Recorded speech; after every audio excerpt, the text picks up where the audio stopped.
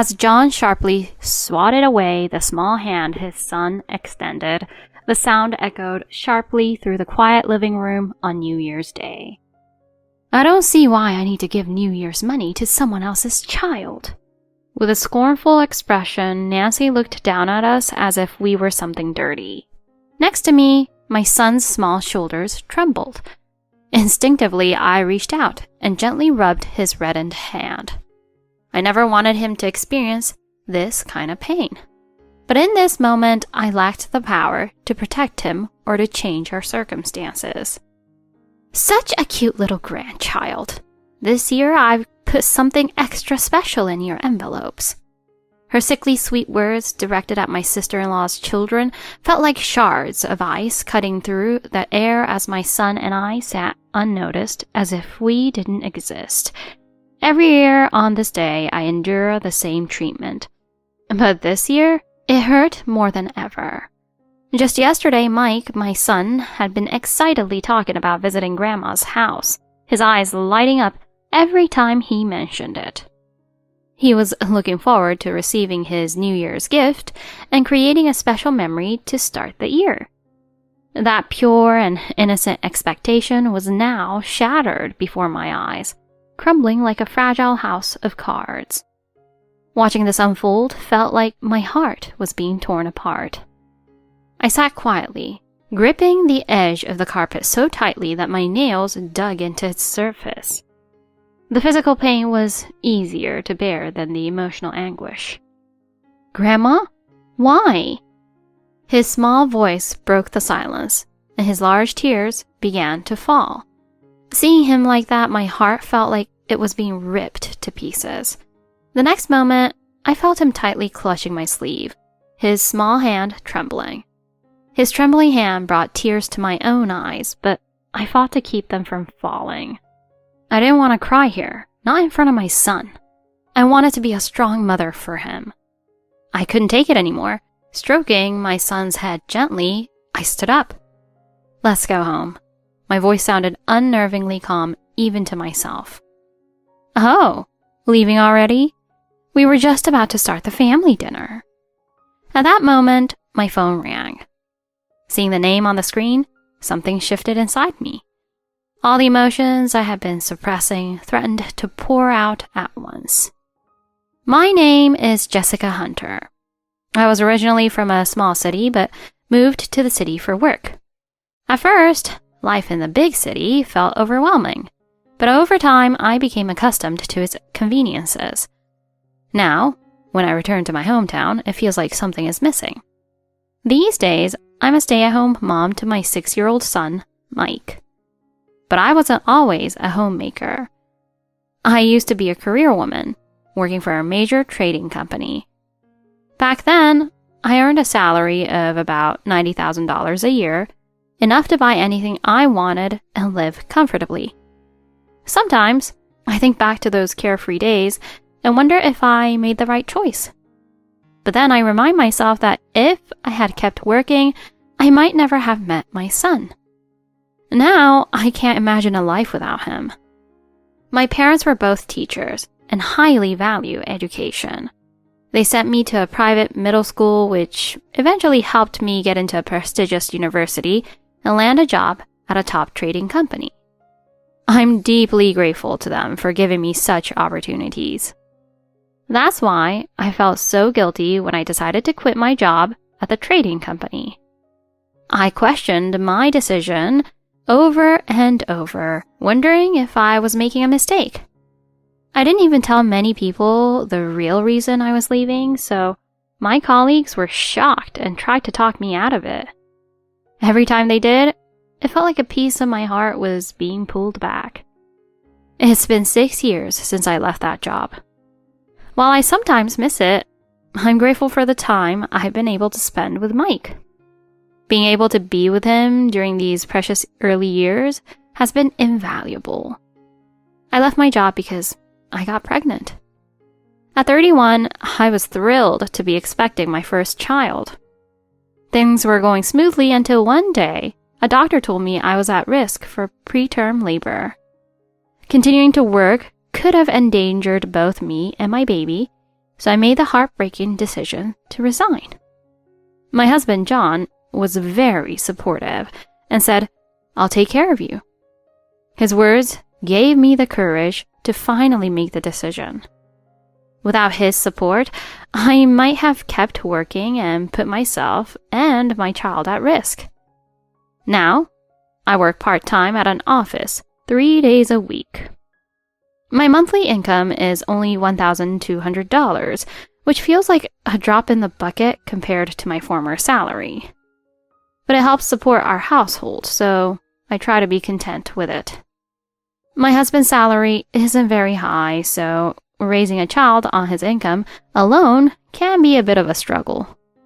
I don't want to hurt his pride by mentioning this, so I tell him I work part-time to stay connected to society. John and I have known each other since childhood. We went to the same elementary school but lost touch when I started attending a private middle school. We reconnected at our class reunion. At first, I didn't recognize him because his appearance had changed so much. But his kind personality hadn't changed a bit, and it brought back memories of our childhood. To be honest, he wasn't my type physically, but his unwavering devotion eventually won me over and we started dating. His kindness continued throughout our relationship, and even our friends were envious of how considerate he was. However, things changed after we got married. He became distant and uninvolved in raising Mike. When I told him I was pregnant, he cried tears of joy. But now he barely participates in childcare. People can change so much, it seems. To make matters worse, John's behavior has been strange lately. He used to barely touch his phone, but now he carries it everywhere, even to the bathroom. He claims he's been working overtime because of his busy schedule, but he's been coming home later than ever. A woman's intuition is rarely wrong, and I can't shake the feeling that he's having an affair. John isn't very good at keeping secrets, so if he's cheating, I'm sure evidence will surface soon. Until then, I've decided not to confront him or snoop around. If he realizes I'm suspicious, he might start hiding evidence, even if there is some. If John really is having an affair, I suspect it stems from the emotional scars of his upbringing. He grew up in a single-parent household and always felt the need to meet his mother's expectations.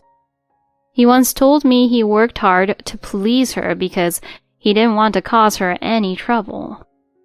He took numerous high-paying job interviews, hoping to provide financial support from her. Unfortunately, after many rejections, he settled for his current position. I remember how shocked he was when we discussed our salaries before marriage. My income was significantly higher, which must have been a blow to his pride. Since then, we've avoided discussing our salaries altogether. I've been covering the financial support he sends to his mother, which has probably eased some of his burden but might also contribute to his stress. I've worried that this stress could manifest in unhealthy ways, and now it seems like it has. One evening, I received an unexpected call from my sister-in-law, Rachel. I was in the middle of making dinner and couldn't answer right away, but the phone rang persistently. Assuming it was urgent, I eventually picked up. "Starting tomorrow, I'm going on a 3-day trip with Mom. Can you take care of my son?" She spoke as if I had no choice in the matter. "I'll drop him off at your place at 9 a.m. Thanks in advance." Rachel had been living with my mother-in-law since her divorce. The divorce was apparently her fault, caused by an affair on her part. I had always found her selfish, but I maintained a neutral relationship for Mike's sake. However, this request was too much. I had plans to meet friends for lunch the next day, and taking care of someone else's child for 3 days was unreasonable. Besides, why wasn't she taking her son on the trip? I decided to politely decline. After hanging up, I felt a pang of guilt, but I reminded myself it was the right thing to do. Not long after, my phone rang again. This time, it was my mother-in-law. "What's this I hear about you refusing to take care of Rachel's son? You know we're going on a trip, don't you? How could you possibly say no to taking care of a 6-year-old?" I wanted to throw her words back at her, but held my tongue.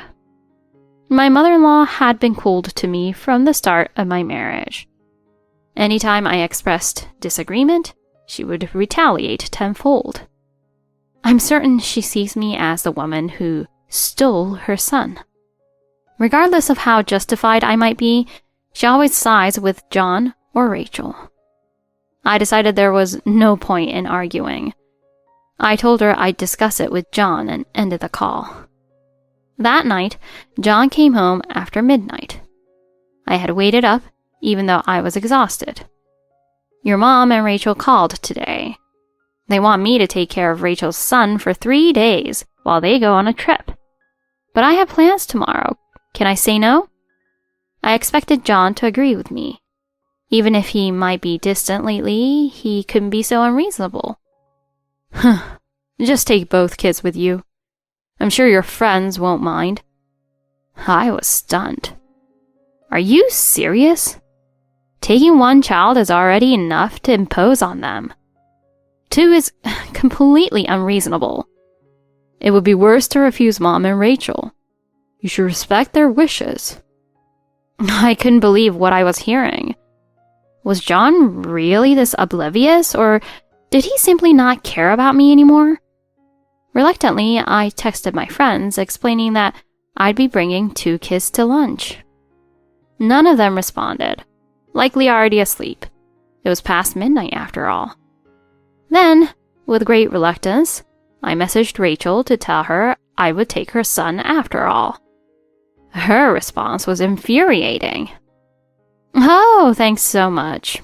To be honest, I was planning to bring him over regardless of what you said." The audacity was unbelievable. Just as I finished sending my messages, I noticed a notification on John's phone.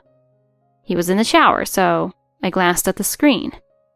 The sender's name was familiar, Rachel's ex-husband's younger sister. I remembered how friendly she and John had been at family gatherings, but I never imagined they were still in contact. Curious and suspicious, I opened the message. Its contents confirmed my worst fears. Today was amazing. I want to see you again tomorrow. No, every day. My heart sank. I had been right all along. John was having an affair. Still, his carelessness in leaving his phone unlocked was baffling. Part of me felt vindicated, but the pain of seeing the evidence was overwhelming. I decided to pretend I hadn't seen anything, for now. I would need more proof before confronting him. That night, I barely slept. Since discovering the affair, my nights had been restless, and my health was beginning to suffer. Despite everything, I had to keep going for Mike's sake. The next morning, Rachel arrived with her son as planned. She didn't even bother to apologize for the inconvenience. Later that day, while cleaning John's study, I stumbled upon some suspicious documents. Among them was an insurance policy for Mike, something I had signed up for myself. The papers suggested John was trying to cancel the policy without my knowledge. As I replaced the documents, a photo slipped out from between 2 books. It was of John and Rachel's ex-husband's sister, taken 6 months ago. They looked happy, like a couple on vacation. I couldn't remember the last time John had taken me on a trip. The discovery filled me with a mix of anger and sadness. I resolved to gather more evidence before taking any action. I wasn't the type of woman to suffer in silence. Over the next few weeks, I hired a private investigator to dig deeper into John's affair. What they uncovered was far worse than I had imagined. John had not only been unfaithful, but was already siphoning money from Mike's insurance to fund his mistress. The investigator also found evidence of fraud and embezzlement at his workplace. It was a tangled web of deceit, involving his mistress's father, who was a prominent businessman. The revelations were staggering, but they gave me the resolve I needed. I decided to take everything public. A month later, I found myself standing before a room full of reporters, ready to expose the truth. Would you like me to continue from here? The press conference was packed, the air heavy with anticipation. John, his mistress, her father, and my mother-in-law were all present, their faces tense and pale. Today, I was tasked with revealing everything. This was my moment to expose the years of pain and betrayal I had endured. Thank you all for coming today. My voice trembled slightly as I began, but I quickly composed myself. I recounted the timeline of events, presenting the evidence I had meticulously gathered. Photos, documents, and recordings were displayed for all to see, each piece of evidence more damning than the last. The audience of journalists was stunned, their pens flying across their notepads. Questions began pouring in from the press. Is it true that this company was involved in corporate tax evasion? Did the mistress's father knowingly enable these illicit activities? Were the other family members aware of John's affair and misconduct? John, his mistress, and her father struggled to answer, their attempts at denial crushed by the undeniable evidence. By the end of the conference, their reputations were in shreds. That evening, the story dominated the news. Friends and acquaintances reached out to me, offering their support and expressing their disbelief at the extent of the scandal. For the first time in years, I felt truly seen and supported. The fallout was swift and severe. The mistress's father's company faced investigations and a massive stock crash, eventually declaring bankruptcy. My mother-in-law became the subject of neighborhood gossip, her once sympathetic neighbors turning their backs on her. John was fired from his job without severance, his reputation irreparably damaged. The mistress severed ties with him, leaving him alone and in debt, over $500,000 owed to creditors. I couldn't help but feel a sense of justice as I learned these updates. Meanwhile, I was rebuilding my life. With the help of my former boss, I secured a position in their consulting department. The work was challenging but fulfilling, a stark contrast to the isolation I had felt as a housewife under constant scrutiny. Mike adapted beautifully to his new school, his cheerful demeanor a daily source of joy for me. On a sunny spring day, as I watched him walk to school with his new backpack, I felt an overwhelming sense of pride. Despite everything, we were moving forward. Months later, the divorce was finalized. John was prohibited from contacting me or Mike.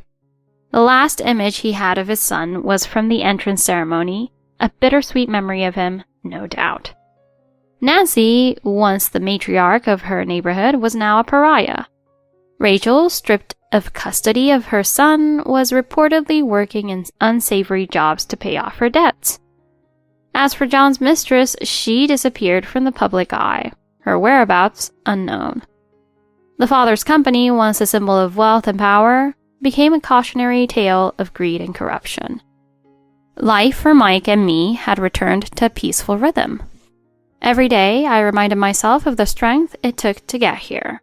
As I walked to pick Mike up from school one day, his laughter echoed through the playground.